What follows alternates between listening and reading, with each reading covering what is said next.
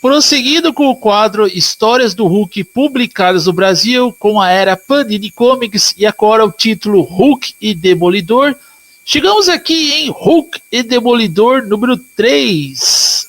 E aqui temos a última história do arco que encerra a passagem de Paul Jenkins pelo título do Incrível Hulk, né? Pela ordem aqui é Incredible Hulk volume 2, o segundo volume da mensal do Hulk dos Estados Unidos, que é a escada em espiral. E aqui temos argumento de Paul Jenkins, Sam McKeever, roteiro de Sam McKeever, desenho de Bené Nascimento, Joe Bennett, arte final Tom Palmer, cores Avalon Studios, Arjan Rosiger, letras Gisele Eman Tavares, Comicraft e tradução Fernando Lopes, FL e Marcelo Soares. Editor original dos Estados Unidos, Joe Quesada e Tom Breford. Bom, esse encerramento aqui da fase do Paul Jenkins só comprova que todo o run psíquico do Paul Jenkins do Hulk foi algo que conseguiu ser muito melhor do que o Peter David e conseguiu ser muito melhor do que tantos outros escritores que passariam pelo Hulk aí no decorrer dos anos. Porque é um run onde a gente vê histórias que condiz com o que o Hulk é, né? Aquela versão brutal dele e tudo mais, o Hulk esmagando, o Hulk lutando, ali a insanidade do Hulk, no momento que ele se encontra em batalha, momentos tensos, momentos assim, temas complexos ali, transtorno de múltipla personalidade, enfim, todo aquele lance de esquizofrenia e tudo mais aqui que o Paul Jenkins, ele funde tudo isso, ele funde, né? Ele trabalha tudo isso, mas ele funde numa única história aqui, né? Que ele estava escrevendo. E todo esse run não deixa de ser uma história autocontida do próprio Incrível Hulk ou do Bruce Banner, porque trabalha os fragmentos existentes na mente do próprio Bruce Banner e mostra que as outras versões do Hulk ele estava se transformando, por exemplo, ali no Hulk Cinza, no Hulk Verde Selvagem e até no Professor Hulk, por conta, segundo o Leonard Sanso, que ele comenta na primeira parte do arco A Escada Espiral, por conta da fisiologia única do Bruce Banner e também, enfim, né, quando ele se transformou nesses Hulks e a doença para combater a doença degenerativa, segundo as teorias do Leonard Sanso, psiquiatra, ele apostou em dois termos aqui. A fisiologia única do Bruce Banner e as transformações do Hulk, as transformações em Hulk que estavam ocasionando com que a doença no Bruce Banner alcançasse um estágio absurdamente avançado por conta de uma depressão que ele estava sofrendo após o falecimento, após o assassinato da mulher dele, Beth Banner, que morreu envenenada pelas mãos de Emil Blonsky, o Abominável. E quando o Paul Jenkins ele trabalha aqui, né, como já disse no vídeo anterior, a intenção, né, do argumento do Paul Jenkins, do Sam McKeever e o roteiro do Sam McKeever, que ele contribui aqui no que o Paul Jenkins estava fazendo com o Hulk, desde o arco de estreia desse escritor, é fazer com que o professor Hulk, nesses momentos finais, ele acaba assumindo ali a forma de Hulk, né? Ao invés do Tiratema e do Hulk Selvagem, porque o Tiratema e o Hulk Selvagem estava no inconsciente do Bruce Banner, impedindo a manifestação do Hulk demoníaco, que é o Devil Hulk. E esse Hulk demoníaco ia se manifestar quando ele viu que a doença ali alcançou os últimos estágios do Bruce Banner, no plano físico. Aí se o Bruce Banner hesitasse ali, o Hulk demoníaco ia usar o Hulk selvagem para se manifestar no plano material e causar o caos. E para que isso não acontecesse, o Bruce Banner ele deixou que o Professor Hulk se manifestasse, enquanto o Joe Tiratema estava ali tentando prender o Hulk demoníaco e impedindo também que ele se manifestasse, embora o Tiratema não é tão poderoso quanto o Hulk verde selvagem. Enfim, é exatamente isso. Todo um arco de histórias complexo, desde a primeira edição, que tivemos ali a arte final do Sal Buscema, a arte principal do Ron Garney, o Sal Buscema se encarregou da arte final. E isso também deve muito ao John Byrne. O John Byrne foi o cara que ele mais contribuiu para que isso fosse possível. O John Byrne ele abordou aquela versão mais monstruosa do Hulk, mais até demoníaca do personagem.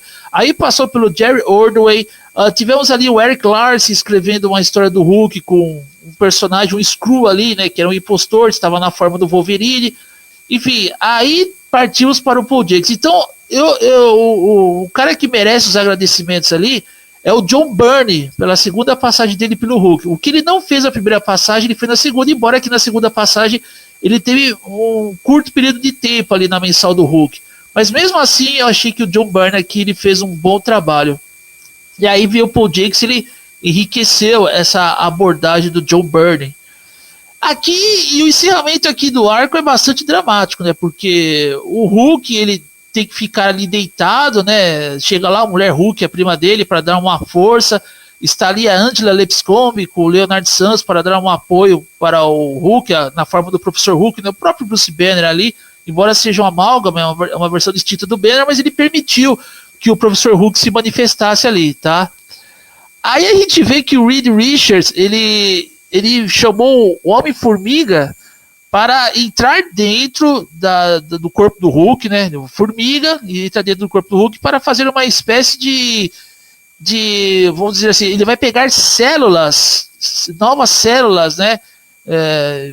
Ele conseguiu, o Reed Richards, ele conseguiu extrair algumas células que poderiam ajudar o Hulk e até o Bruce Banner a combater a esclerose lateral amiotrófica. Aí o Homem-Formiga ele entra dentro do corpo do Hulk para substituir as células danificadas pela doença, pela esclerose lateral amiotrófica, por células novas, que depois eu vou revelar como o Reed Richards conseguiu esse feito. Porque aqui o Paul Jenkins e até agora o Sam McKeever, eles estabelecem que a esclerose lateral amiotrófica não tem cura, e nem mesmo ali nas histórias de quadrinhos, mas embora ele deu uma solução que aqui atormenta ainda o Bruce Banner, né? Enfim, até o Professor Hulk, o Leonard Santos, ele tá ali numa conversação com o Professor Hulk, porque os dois ali eles estão no quartel-general do Quarteto Fantástico, né? Enfim, estavam acomodados ali. Aí o Professor Hulk pergunta para o Leonard Santos, e aí, o que você acha aí que vai acontecer com o Banner, né? Porque o Banner não estava sabendo.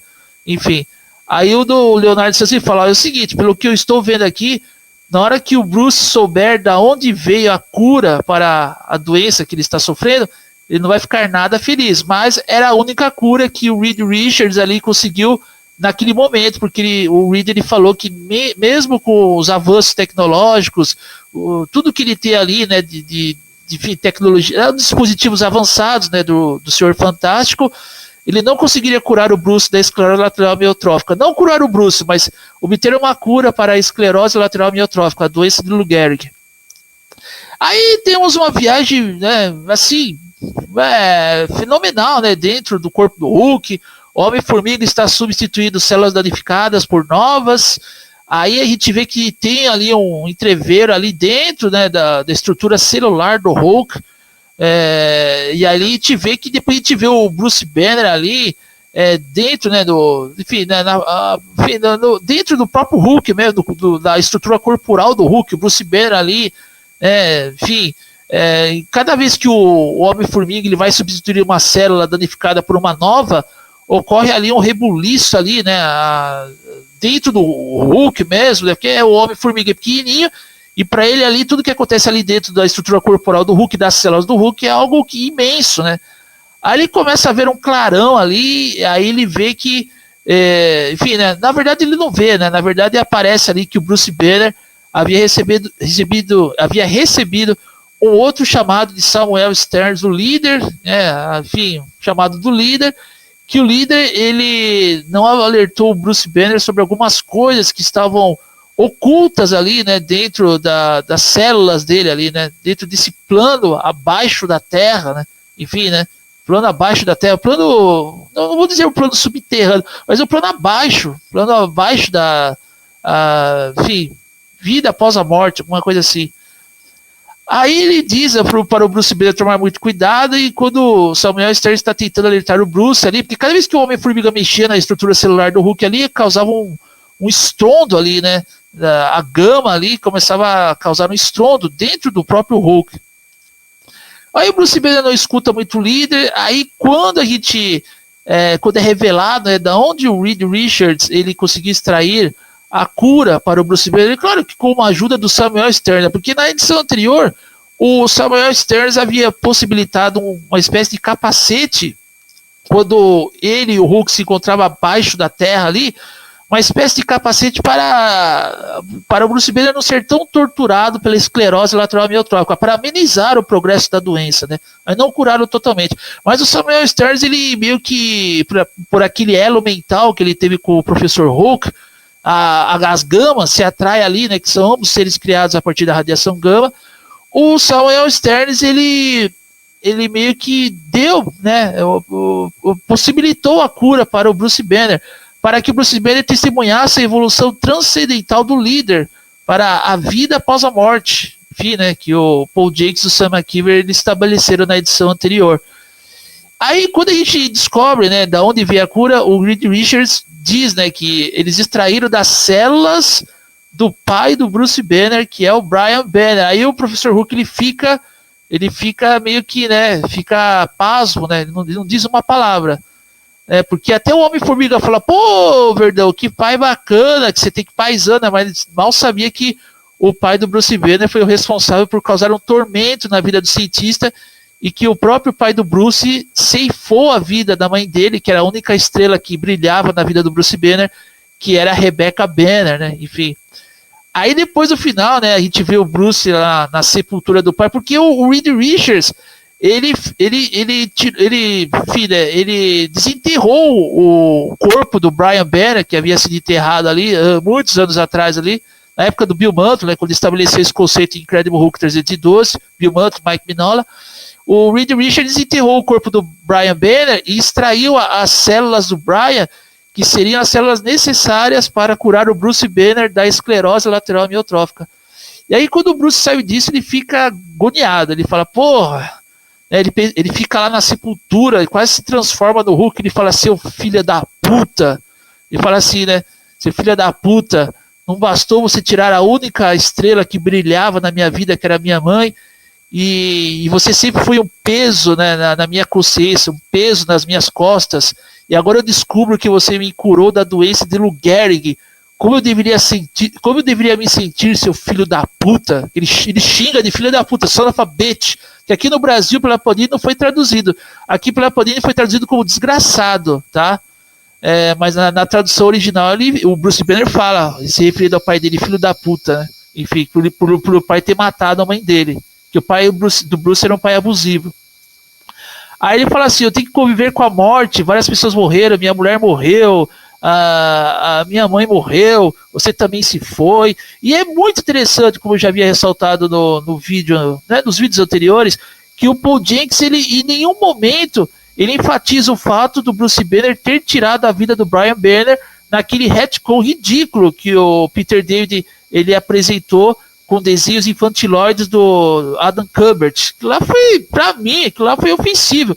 Aquilo lá foi uma catarrada, uma cuspida no conceito que o Bill Mantlo estabeleceu do Bruce Banner na edição 312, né, de Incredible Hulk ali, relacionada com o arco das encruzilhadas. Aqui o Paul Jenkins ele não enfatiza isso, mas ele mostra que o Bruce Banner estava realmente, enfim, né, chateado, né, por ter sido curado com as células extraídas do próprio pai abusivo dele que tirou a vida da mãe dele. Aí no final é mostrado que a esclerose lateral não tem cura e que isso é uma ficção. Uma abordagem fenomenal do Paul Jenkins. E aqui a gente encerra o arco do Paul Jenkins. Esse vídeo já tomou muito tempo e eu vou deixar para comentar amanhã a estreia de um escritor promissor para o Incrível Hulk. Beleza? Eu sou o Tempter60 e você está no canal Tempter60.